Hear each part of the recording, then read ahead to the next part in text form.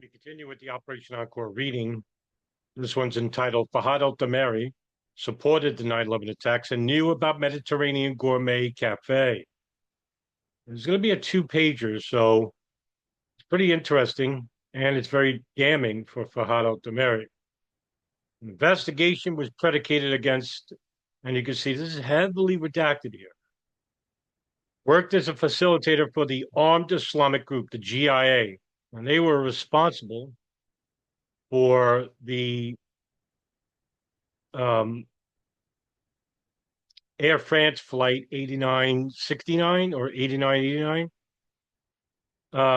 hijacking, in which they revealed that there was a hidden component. They weren't going to land in France. They were actually going to crash it into the Eiffel Tower. That's 1994, 93, 94.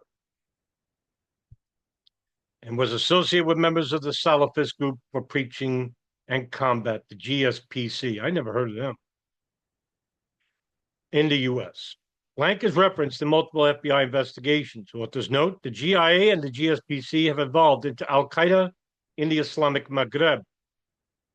Another individual, blank, a close associate of Fahad al-Thumairy, who is described in source reporting as a hardcore militant individual who supported the events of 9/11, was also associated with the restaurant. Later identified as not the official owner at the time of the meeting between Bayoumi, Hazmi, and Mihdhar.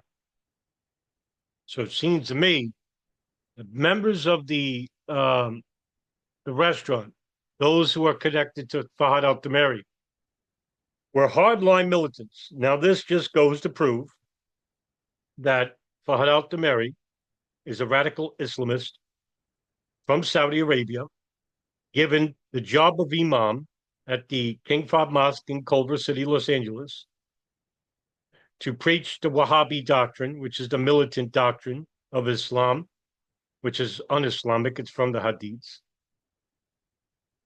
And put there by, and Fahad al-Thumairy's job was put there by Muassad al-Jara, the head of the Religious Affairs Committee in Washington, D.C., who has connections also to hardline militants like al-Qaeda and Osama bin Laden. So there's a bin Laden nexus inside the United States. And it infiltrated the U.S. government.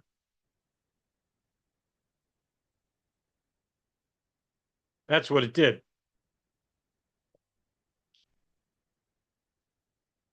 So, you have to wonder,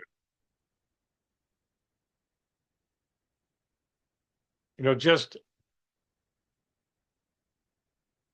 how on earth did Fahad al-Thumairy get away with basically being questioned by the commission, found to be deceptive,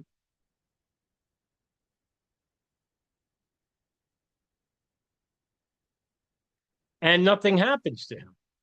He's not deported back, and of course he's not going to be deported back.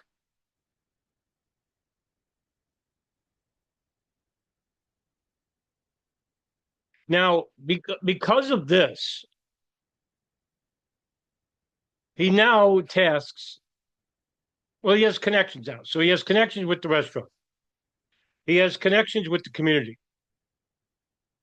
And he has a connection to a cab driver because they got to get around these two men, Khalid al-Mihdhar and Nawaf al-Hazmi.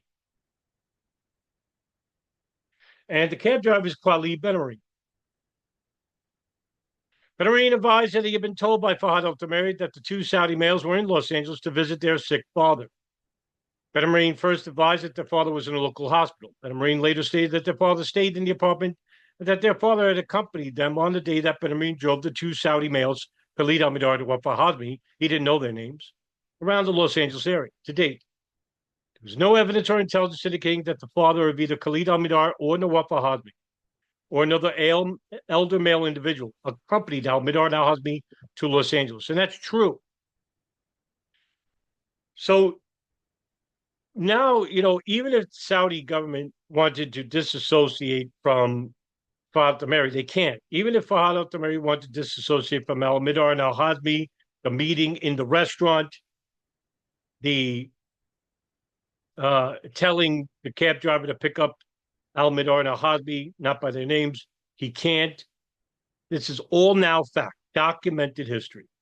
That's it.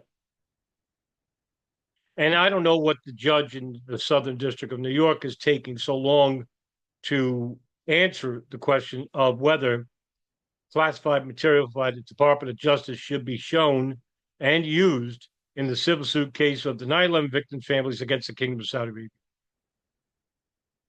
It's a foregone conclusion here. But because the United States Congress has sold out to Saudi Arabian dollars in the tunes of billions, and yes, I say billions, along with Israelis, tens of millions, you think they're going to give up that cash cow, even at the cost of lives and the changing of the world? All right, guys, thank you very much for tuning in. I'll see you in the next video. Take care.